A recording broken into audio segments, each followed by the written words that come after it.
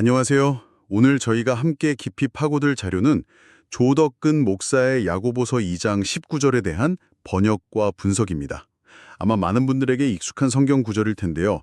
이 짧은 구절에 담긴 단어 몇 개를 다시 들여다보는 것만으로 믿음과 행함에 대한 생각이 완전히 바뀔 수도 있습니다. 네, 이번 탐구의 핵심은 이거예요.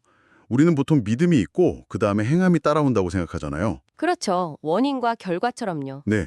그런데 오늘 자료는 그 둘이 사실은 분리될 수 없는 그냥 하나의 개념이라고 주장해요. 맞습니다. 동전의 양면처럼 말이죠. 과연 이게 무슨 이야기인지 지금부터 한번 제대로 풀어보겠습니다. 네, 오늘 다룰 내용은 특정 종교의 교리를 넘어서는 이야기이기도 해요. 한 사람의 신념이 어떻게 그의 삶 전체와 연결되는가.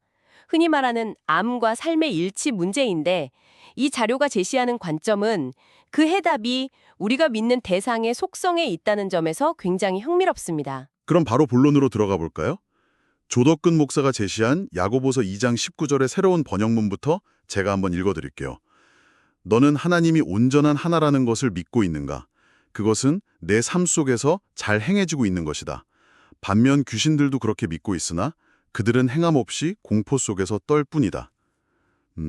기존 번역이랑 비교하면 뉘앙스가 꽤 다른데요. 어디서부터 시작해야 할까요? 모든 변화의 시작은 두 개의 그리스어 단어에 대한 재해석에서 출발합니다. 첫 번째는 하나라고 번역된 헤이스라는 단어예요. 헤이스요? 네, 전통적으로는 이걸 신의 수적인 단일성, 그러니까 신은 오직 한 분이다 라는 유일신 사상을 강조하는 걸로 이해했죠. 맞아요. 저도 딱 그렇게만 알고 있었어요. 그냥 숫자 1이라는 의미로요. 그렇죠. 그런데 이 분석은 그게 다가 아니라고 보는 겁니다. 아, 그게 다가 아니다. 네, 이 분석의 출발점은 헤이스라는 단어가 단순히 숫자 1만을 의미하는 게 아니라 철학적으로 나누어지지 않는 온전함, 즉 홀니스라는 의미까지 포함한다는 거예요. 와, 온전함이요? 네, 그러니까 하나님은 한 분이다라는 믿음은 하나님은 그 존재와 뜻과 행동에 있어 결코 분리되거나 모순되지 않는 온전한 분이다라는 고백으로 확장되는 거죠. 잠시만요. 그건 정말 큰 차이인데요. 그냥 신은 한 분이라고 믿는 건 좀 수학적인 개념 같은데 신은 나누어지지 않는 온전한 존재라고 믿는 건 그 신의 성품 자체에 대한 믿음으로 차원이 달라지는 느낌이에요. 바로 그 지점입니다. 그게 모든 논의의 대전제가 되는 거고요. 그리고 이 전제는 곧바로 두 번째 핵심 단어 칼로스 포이에이스의 의미를 완전히 바꿔놓습니다. 칼로스 포이에이스요? 네, 보통 잘하였도다 또는 잘하는 일이다 이렇게 칭찬의 의미로 번역됐던 구절이죠. 네, 저도 항상 그렇게 이해했어요. 네가 하나님의 한 분이심을 믿으니 그거 참 잘하는 생각이야 하고 칭찬해 주는 걸로요. 대부분 그렇게 생각하죠. 네, 믿음이랑 그에 대한 평가가 분리된 개념으로 봤죠. 하지만 이 분석에 따르면 그건 칭찬이 아니에요. 오히려 상태에 대한 설명에 가깝습니다. 상태에 대한 설명이요? 네. 하나님이 온전한 하나이심을 믿는다는 것 자체가 곧 그 믿음이 삶의 실천으로 통합되어 나타나는 올바른 기능 상태를 의미한다는 거예요. 올바른 기능 상태요? 그게 무슨 뜻이죠? 조금 더 쉽게 설명해 주실 수 있을까요? 예를 들어 아주 정교하게 설계된 시계를 한번 생각해 보세요. 네, 시계요. 모든 톱니바퀴가 설계도대로 딱 맞물려서 완벽하게 작동할 때 우리는 시계가 잘 가고 있다고 말하죠. 그게 시계의 올바른 기능 상태예요. 아, 마찬가지로 온전하신 하나님을 믿는다는 건 그 믿음이 우리 삶의 모든 영역과 맞물려서 모순 없이 작동하는 상태, 즉 잘 기능하고 있는 삶, 그 자체라는 해석입니다. 그러니까 믿으니까 잘 행한다는 인과관계가 아니라 그렇죠. 온전히 믿는 것 자체가 잘 행하는 상태라는 거죠. 와, 이건 정말 관점의 대전환인데요. 믿음이 원인이고 행함이 결과라는 시간 순서에서 벗어나서 진짜 믿음은 행함을 이미 내포하고 있는 상태, 그 자체라는 말이군요. 맞습니다. 믿음 따로 행함 따로가 아니라 이 둘이 그냥 하나의 단어였다는 것처럼요. 그래서 그것은 내 삶 속에서 잘 행해지고 있는 것이다 라는 새로운 번역이 가능해지는 거군요. 네, 너의 그 믿음은 너의 삶 속에서 올바른 기능으로 이미 드러나고 있다는 선언인 셈이죠. 이 해석을 야고보서 전체의 맥락에서 보면 그 의미가 훨씬 더 선명해져요. 전체 맥락에서요? 네, 이 자료는 야고보서의 신학적 핵심이 바로 하나와 두 마음의 대결 구도에 있다고 지적하거든요. 아, 두 마음이요?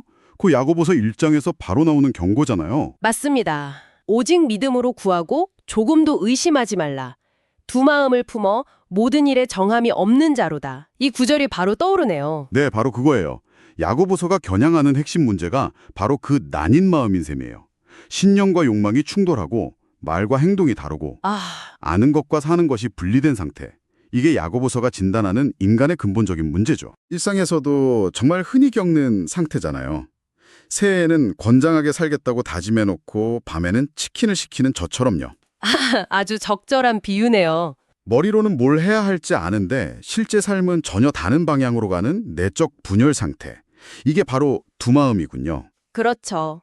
그리고 오늘 우리가 다루는 2장 19절에 하나의 신 하나님이 바로 그 두 마음에 대한 유일한 해결책으로 제시된다는 게 이 분석의 핵심 주장이에요. 아, 해결책으로요? 네. 논리가 이렇게 연결되는 거죠. 나누어지지 않는 온전한 하나님을 믿는 사람은 마땅히 자신의 삶 또한 나누어지지 않는 온전한 상태로 통합해야 한다는 결론에 이르게 되는 겁니다. 알겠습니다. 이제 퍼즐이 좀 맞춰지는 기분이에요. 내가 믿는 대상이 분열되지 않은 온전한 하나니까 그 믿음을 가진 나의 삶 역시 분열되지 않은 온전한 하나가 되어야 한다. 정확합니다. 자료에서는 이걸 통합성, 인테그리티라는 단어로 표현했던데 바로 그 의미네요. 네. 그래서 야고보서가 계속해서 구체적인 삶의 문제를 지적하는 거예요. 한 입으로 하나님을 찬송하고 동시에 사람을 저주하는 혀의 문제라던가 아, 네. 교회 안에서 가난한 자와 부유한 자를 차별하는 문제. 이 모든 게 결국 두 마음이라는 근본적인 병의 구체적인 증상들이라는 거죠. 와. 저는 지금까지 야고보서가 그냥 행동으로 믿음을 증명해 라고 좀 다그치는 칙이라고만 생각했거든요. 다들 그렇게 생각하죠. 그런데 그게 아니라 믿음의 대상인 하나님의 속성에서부터 모든 논리가 시작된다고 생각하니까 책 전체가 완전히 다르게 읽히네요. 단순히 윤리적인 권고가 아니라 신학적인 필연이었군요. 그렇죠. 기준이 높아진다기보다는 믿음의 본질을 더 근원적으로 설명한다고 볼 수 있습니다. 행함은 믿음을 증명하기 위한 추가 과제가 아니라 진짜 믿음이라면 자연스럽게 발현되는 본질적인 특성, 즉 기능이라는 거죠. 좋습니다.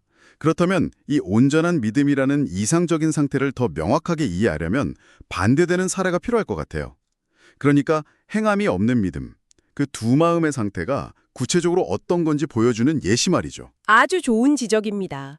그리고 야고보서는 바로 그 지점에서 아주 강력하고 효과적인 반증 사례를 제시하죠. 그게 뭔가요? 바로 귀신의 사례입니다. 아, 귀신이요? 네.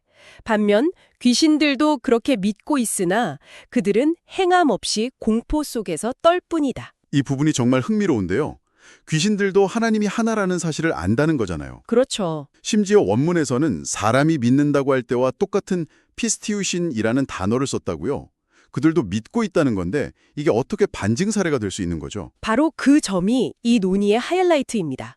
귀신들의 믿음은 이 자료가 말하는 분절된 믿음의 완벽한 전형이거든요. 분절된 믿음이라니 재밌는 표현이네요. 근데 믿는다는 동사를 똑같이 썼는데 어디서부터가 분절된 거고 어디까지가 온전한 건지 그 경계가 좀 모호하게 느껴지는데요. 그 경계는 바로 통합에 있습니다. 귀신들은 하나님이 한 분이라는 사실을 정보로서는 완벽하게 알고 있어요. 지적인 동의는 한 거죠. 네, 하지만 그 알미 순종이나 사랑, 신뢰 같은 구체적인 관계와 삶의 변화로 전혀 통합되지 못한 상태예요. 아, 비유하자면 컴퓨터의 어떤 프로그램에 대한 정보는 가득 저장되어 있는데 그 프로그램을 실제로 설치해서 운영체제, OS로 사용하지는 않는 상태와 같아요. 와, 그 비유가 정말 와닿네요. 정보는 있지만 시스템을 움직이는 동력은 되지 못하는 거죠. 우리가 건강에 대한 온갖 지식을 다 가지고 있으면서도 매일 밤 정크푸드를 끊지 못하는 것과 똑같군요. 아는 것과 사는 것이 완전히 별개의 트랙에서 돌아가는 상태. 맞습니다. 그게 바로 분절된 믿음이죠. 그리고 그 분절의 결과는 뭔가요? 그들의 지적인 믿음은 평안이나 구원이 아니라 공포라는 극단적인 감정 반응만을 낳습니다. 공포요? 네, 여기서 떤다로 번역된 프레츠신이라는 단어는 그냥 무서워서 떠는 정도가 아니라 공포로 온몸에 털이 곤두서는 듯한 극심한 생리적 반응을 의미해요. 지적으로는 신의 존재와 단일성을 누구보다 정확하게 인정하는데 그 결과가 평안이 아니라 온몸이 곤두서는 공포라니 정말 역설적이에요. 왜 그런 결과가 나오는 걸까요? 암과 삶이 분리될 때 그 암 자체가 오히려 자신을 심판하는 가장 강력한 증거가 되기 때문이에요. 아, 온전하신 하나님이라는 절대적인 기준을 너무나 잘 알고 있는데 자신의 존재는 두 마음으로 분열되어 있잖아요.